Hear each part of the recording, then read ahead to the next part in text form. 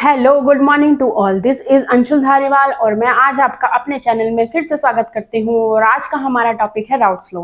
This is a very interesting topic और आप इस वीडियो को देखते रहिए लास्ट तक, आपको बहुत मजा आने वाला है। इस टॉपिक में मैं आपको बताऊंगी कि वॉलेटाइल लिक्विड्स क्या होते हैं, नॉन वॉलेटाइल लिक्विड्स क्या होते हैं, राउट्स लॉ क्या होता है और राउट्स लॉ के कितने लॉ आए, क्या क्या रिजल्ट बना, कैसे कैसे रहा। तो आइए हम अपना लेक्चर स्टार्ट करते हैं। तो सबसे पहले आ जाते हैं हमारे वॉलेटाइल लिक्विड्स क्या होते हैं। वॉलेटाइल लिक्विड्स वो होते हैं जो इजीली होते तो लिक्विड फॉर्म में हैं, लेकिन वो इजीली कन्वर्ट हो जाते हैं गैसेस फॉर्म में। उसी को क्या कहा है, वॉलेटाइल लिक्विड्स कहा गया है। फॉर एग्जाम्पल जैसे पेट्रोल है। पेट्रोल क्या है, एक वॉलेटाइल लिक्विड है, क्योंकि वॉलेटाइल लिक्विड इजीली कन्वर्ट हो जाते हैं किसमें, गैसेस फॉर्म में कन्वर्ट हो जाते हैं। पेट्रोल है, पेट्रोल जब एयर के साथ रिएक्शन करता है तो वो क्या हो जाता है, इवेपोरेट हो जाता है। इवेपोरेट क्यों हो जाता है, क्योंकि वो उसकी फॉर्म ही ऐसी है। पेट्रोल को हम कभी भी खुला नहीं छोड़ सकते। कैरोसिन हो गया, पेट्रोल हो गया, this are the basic example for the volatile liquids. And the next is non volatile. वो नॉन वॉलेटाइल लिक्विड्स क्या होते हैं, जो एयर के कांटेक्ट में आने की वजह से इवेपोरेट नहीं होते। They can not be change any further non-volatile liquids, and these are the volatile liquids due to the condition and they are easily converted into gaseous form. So हम routes law में क्योंकि इनका use होता है, इसलिए मैंने आपको सबसे पहले यही बताया कि वॉलेटाइल लिक्विड्स क्या होते हैं। मैं फिर से एक बार बता देती हूँ, वॉलेटाइल लिक्विड्स वो होते हैं जो इजीली कन्वर्ट हो जाते हैं liquid state to converted into gases form. Gases form में इजीली कन्वर्ट हो जाते हैं, उनको क्या कहा जाता है, वॉलेटाइल लिक्विड्स कहा जाता है। नेक्स्ट आता है हमारा non volatile liquids. Non volatile liquids वो होते हैं जो इजीली एयर के कांटेक्ट में नहीं आने के बाद भी क्या होते हैं, वो चेंज नहीं होते। एंड इसके एग्जांपल है आपके शुगर और salt. These are the basic examples for the non volatile liquids. Next हमारा आता है राउट्स लॉ। इस टॉपिक में यही इंपॉर्टेंट है कि राउट्स लॉ क्या है। तो राउट्स लॉ क्या है वो मैं आपको बताती हूँ। For the solution of a volatile liquids the partial pressure of each component of the solution is directly proportional to the mole fraction of the present in the solution. एक second के लिए आप ये डेफिनेशन भूल जाइए। देखो, दो liquid होते हैं, एक होता है वॉलेटाइल, एक होता है नॉन वॉलेटाइल। अगर वॉलेटाइल के साथ ऐड होगा तो क्या होगा, ये क्वेश्चन है ना। वॉलेटाइल अगर वॉलेटाइल के साथ ऐड होगा तो क्या बनेगा, और नॉन वॉलेटाइल और वॉलेटाइल के साथ ऐड होगा तो क्या होगा। तो इसी के लिए राउट्स लॉ ने कितने लॉ बनाए, दो लॉ बनाए। तो फर्स्ट लॉ है हमारा, फर्स्ट लॉ आ जाता है हमारा कि अगर हम एक बीकर लेते हैं, एक बीकर में हम एक वॉलेटाइल सॉल्यूशन लेते हैं, ठीक है, और एक सेकंड बीकर में हम लेते हैं एक और वॉलेटाइल सॉल्यूशन, ठीक है। तो हम उसको किससे, हम इसको पी ए नोट से क्या कर देते हैं, हम इसको पी ए नोट से डिनोट करते हैं, ठीक है, क्योंकि वो एक सिंगल वॉलेटाइल लिक्विड है। उसके बाद हम नेक्स्ट ले लेते हैं पीबी। पीबी क्या है, ये एक सिंगल सॉल्यूशन है उसका, वॉलेटाइल का, ठीक है। हमने दो बीकर लिए, दो बीकर में हमने दो वॉलेटाइल लिक्विड्स लिए। एक को हमने पी ए नोट से डिनोट किया, सेकंड हमने एक को डिनोट किया पी नोट बी से डिनोट किया, ठीक है। तो हमारा जो टोटल प्रेशर बना, ये हमारे क्या है, गैस के मॉलिक्यूल्स हैं बिकर में। क्योंकि देखो, आपने देखा होगा कि मैंने आपको जैसे अभी ऊपर बताया कि जो वोलेटाइल लिक्विड्स होते हैं वो एयर के कांटेक्ट में आने की वजह से क्या हो जाते हैं, गैस में इवेपोरेट हो जाते हैं। These are the molecules of the gas present in volatile solution. तो क्या बनेगा, टोटल पार्शियल प्रेशर जो होगा वो होगा हमारा पी ए प्लस पीबी।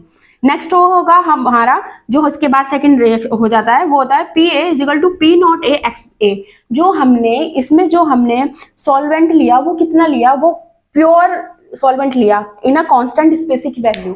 जिसकी स्पेसिफिक वैल्यू होती है वो क्या होता है, कांस्टेंट होता है और एज अ प्योर सॉल्वेंट। फिर हमने पीबी से लिया, तो PB is equal to P not B x B, तो that is X A plus X B is equal to 1। X A इसमें क्या है, moles of fraction. Moles of fraction क्या है वो मैं आपको हेनरी लॉ में पढ़ा चुकी हूँ। मेरे पिछले लेक्चर में देखना, मैंने आपको हेनरी लॉ डिटेल में पढ़ाया है, तो उसमें आप जाके देख लेना कि ये क्या है। लेकिन मैं यहाँ आपको बता देती हूँ कि जो मोल्स ऑफ फ्रैक्शन होता है उसको हम एक्स ए से डिनोट करते हैं। और नेक्स्ट जो है इसमें ये x B is equal to 1। तो टोटल स्पेसिफिक वैल्यू कितनी हो गई इसकी वैल्यू हो गई 1। इसको हम कैसे बोलेंगे, अब देखो, जो हमारा फाइनल रिजल्ट बन के आया, वो रिजल्ट बन के आया कि टोटल पार्शियल प्रेशर जो होगा वो होगा P not A x A plus P not B x B. This is the Raoult's first law.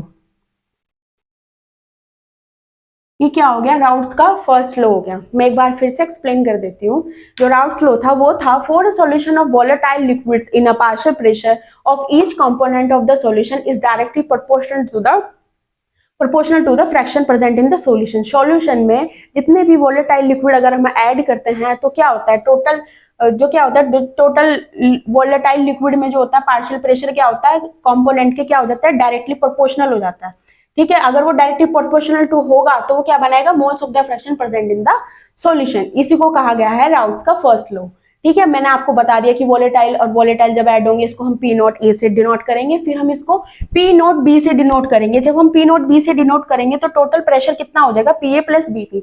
Volatile को जब हम ऐड करेंगे P A plus P B, तो क्या हुआ, P A P not A x A, क्योंकि excess में क्या है, क्योंकि जब उसमें गैसेस फॉर्म में वो कन्वर्ट हो रहा है थोड़ा थोड़ा, तो उसमें मॉलिक्यूल्स भी आएंगे, तो जेन्युइन सी बात है। तो एक्स हम इसमें क्या लेंगे, वो मोल्स फ्रैक्शन लेंगे। तो ऐसे P not A x A, P B is equal to P not B x B. तो फाइनल रिजल्ट हमारा जो बन के आया वो आया total partial pressure P not A x A plus P not B x B. These are the first Raoult's law. अब आपको बता दिया मैंने कि वोलेटाइल लिक्विड्स क्या होते हैं, नॉन वोलेटाइल लिक्विड्स आते हैं।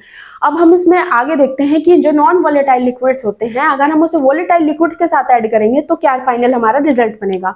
तो उसकी जो रिएक्शन का जो रिजल्ट, फाइनल रिजल्ट क्या निकल के आया, वो मैं आपके सामने अभी डिस्कस करूंगी। देखो, हम सबसे पहले इसमें ले लेते हैं, जैसे कि हमने इसमें लिया, आपका सबसे पहले आता है वोलेटाइल लिक्विड। हमने एक बीकर और लिया, उस बीकर में हमने लिया वोलेटाइल लिक्विड। वोलेटाइल लिक्विड लिया, एक सॉल्यूशन है वो एक, ठीक है। अब इसमें एक नॉन वोलेटाइल सॉल्यूशन ऐड करना है, नॉन वोलेटाइल हमें एक सॉल्यूट ऐड करना है।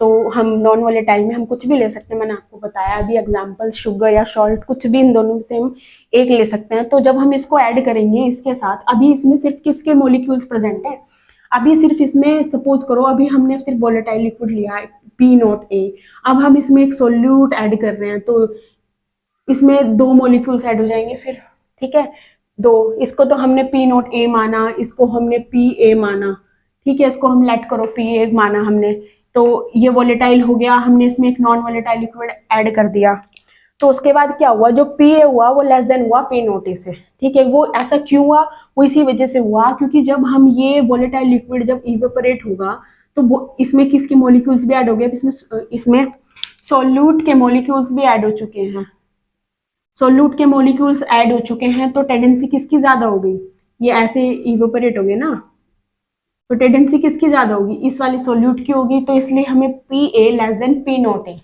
ठीक है, ये रिजल्ट निकल के आया। तो अब हम इसको देख लेते हैं आगे।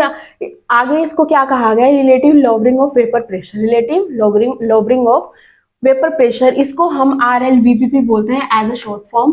तो P not A minus x A upon P not A x B. X B हमने किसको माना, एक्स बी हमने किसको मान लिया, सपोज कर लो हमने इसको बी मान लिया, जो मॉलिक्यूल्स आ रहे हैं इसको हमने क्या मान लिया, बी मान लिया, ठीक है। तो इसको हमने एक्स बी मान लिया, तो P not A minus P not A is equal to x B. This is the relative lowering of vapour pressure. इसी को हम also known as colligative property, इसी को क्या कहा जाता है, कॉलिगेटिव प्रॉपर्टी भी कहा जाता है, ठीक है। अब अकॉर्डिंग टू डाल्टन्स लॉ के अकॉर्डिंग जो पार्शियल प्रेशर है वो P1 प्लस P2, ये तो आपको पता ही होगा। तो टोटल पार्शियल प्रेशर हम किसके अकॉर्डिंग लेंगे, x1 P1 not plus x2 P2 not.